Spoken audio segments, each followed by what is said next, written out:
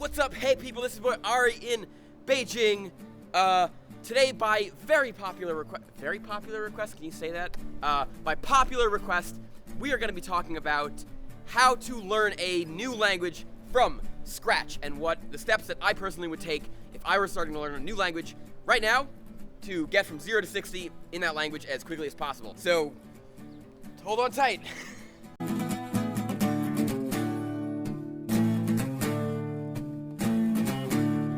But first, we have a few announcements. So number one, I made a video a couple days ago that's called What Languages Sound Like to Foreigners. It's kind of like a funny sort of accent video. I haven't done one of these in a while. But if you're interested in a little entertainment, you should go and check that out if you haven't yet. The other thing, I don't know if you know or not, but a few months ago I started doing a Chinese-only channel where I just speak in Chinese. And actually yesterday, we just hit 1 million views, which is really cool. So if you're learning Chinese or you speak Chinese natively, go and check that out. And then the other thing is that I don't do this, like this isn't my full-time thing. I have a full-time job. I'm really looking into the possibility of setting up what's called a Patreon, where basically people can subscribe and like pay a little money every month for extra content. So I just want to put the question out there, would you guys be interested in, helping support this channel a few dollars each month for additional content or like a group hangout or something like that? Let me know in the comments. So anyway, on to 5 steps for how to learn a brand new language from scratch. It's a little bit tough to make like a one-size-fits-all method for learning a new language because each language is different and has its own particularities, but I'm gonna try to do as good a job as I can. Alright, so the absolute number one thing you need to do and keep in mind when you're just starting out with a new language, the most important thing by far is motivation. Now, oh come on, you're gonna say that's a total cop-out, that's ridiculous. What do you mean motivation? Isn't that obvious? Well, okay, it's not that obvious. Here's the thing. I was talking with a girl a few days ago, and she was explaining to me how she was learning Spanish. And she was saying, well, it's not going so well, and I'm kind of flagging a little bit.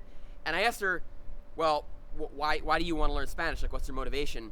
And she thought a little bit about it, and I kind of probed her reasons, and eventually she just basically admitted she doesn't really have a good reason for wanting to learn Spanish. So it sounds really obvious, motivation, but if you don't have the motivation, you're not going to want to learn the language. Like, why are you learning a language if you don't have a really good reason to do it? Learning a language takes a lot of time and effort, and especially a brand new language from scratch.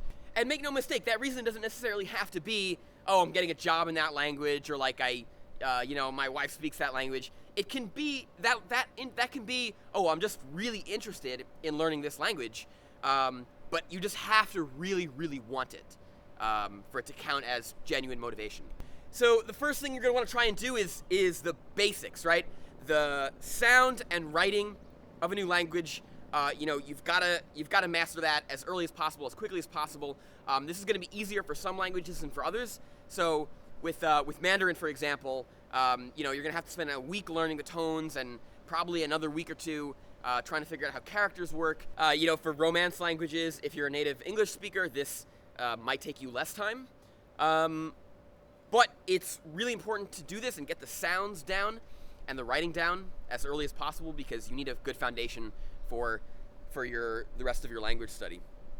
And this might sound obvious, but I've seen a lot of people just try to rush into learning language without spending the time to properly get the sounds down and the writing down. And the result is, in a lot of cases, just a total disaster, and they have to go back and relearn everything they've done. But in regards to how the language sounds and the pronunciation, that's something that I would highly recommend you really expose yourself to a lot of native level audio. I made a video recently where I talked about how to get a good accent in another language, and this is something that I might recommend trying to do in this stage. Just listening to a lot of native audio, something that you've recorded from a native speaker or textbook audio or whatever, and just really trying to imitate the sounds and get the sounds down as good as possible. Just listening to a certain sentence over and over and over again to train your ears on those particular sounds. And of course, if you're learning a tonal language like Chinese, you're gonna have to spend a bit of focused study on getting really good at the technicalities of how a language sounds, how the tones work. That stuff is tricky, and you need to really pay attention and get it right the first time. And in this stage, it's helpful to have either a native speaker partner, or if you're taking a class, your teacher is a great resource for this. Don't try to do the sound stuff on your own, because that's really important, and you want to nail it with the native speaker right as early and as well as possible. All right, next up we have get a good textbook. I rag on textbooks a lot, but I think I did this interview with this guy Kevin, who genuinely speaks 8 or something languages really well, and I kind of got more into textbooks from this guy for learning new languages. The way that he learns a new language is he takes a textbook and a grammar, and he just sort of reads about it before really starting the study of a new language, and I think that makes a lot of sense. So if you're just starting to learn a new language, especially a language that you've never learned a language in that language family before, I think having a textbook to sort of explain to you from a very high level perspective how the language works, how the grammar works, can really make a lot of sense, and it can give you a lot of shortcuts for learning the language. So get yourself a good textbook, and try to start going through it. So you're reading through the textbook. What do you going through the grammar exercises? How do you really bring yourself up into that intermediate stage? The answer is vocabulary, and people overlook this so much. But to get to a really high level in a language, you need to get your vocabulary down. So especially if you're just starting out with a new language, the difference, what separates a beginner from an intermediate, most often is how many words you know. So you just have to do the reps and use flashcard programs. Use a program called Anki that I really like to help memorize words. But you have to spend a lot of time just pure brute memorization, getting yourself up to the next phase of a language. A lot of new students will come in, and they'll start learning language, and they'll realize, hey, I can't understand anything, or I can't really have a conversation with this person. I run into this situation all the time, and the answer, I think, for how to really get past that initial super beginner phase is just learn vocabulary. It's just memorize as much as you can and get yourself into that next level of being able to understand what people are actually saying and be able to actually read stuff because you have a better vocabulary. Because the other thing of vocabulary is that a lot of times, as native speakers of whatever language, of English in this case, we don't really understand how much vocabulary we use on a daily basis or need to understand on a daily basis. And it's a lot, to get to that intermediate stage, you need to know like 2,000, 3,000 words, and a regular textbook is not going to help you get to that level.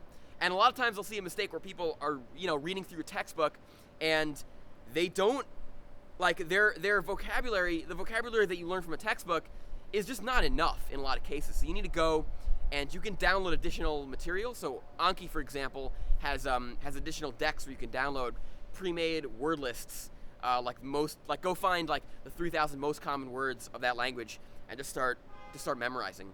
Okay, next step, you're gonna want to find a native speaker, whether that's a friend or a teacher or just somebody to help you out with learning this language, someone you can bounce questions off of. Because a mistake that I see with a lot of people is they will go and try to start learning a new language on their own. They're gonna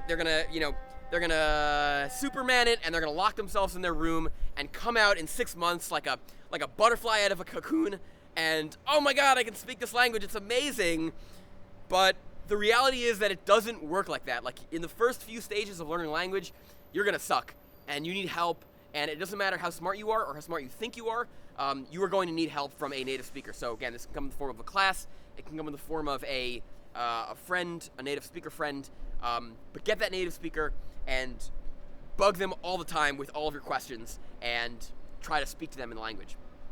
Now, if you can't find a native speaker around you, if there's no native speakers where you live of that language, use a website I really like called italki, which will let you find people online to talk to. But if at all possible, you should try to find a person in person. But if you can't, italki, finding people online is another great resource. So to summarize that all up real quick, number one, we have motivation. You got to stay motivated.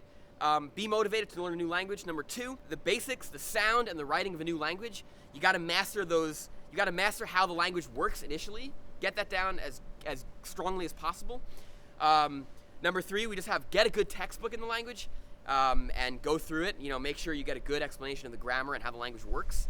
Number 4, we have vocabulary. Just try to memorize, get your vocabulary up to the next level. And then finally, we've got native speaker. You really want a native speaker to be able to help you out, because you can't go solo monk on this and say, oh, I'm going to go and lock myself in a cave and learn Japanese perfectly. You need somebody helping you out.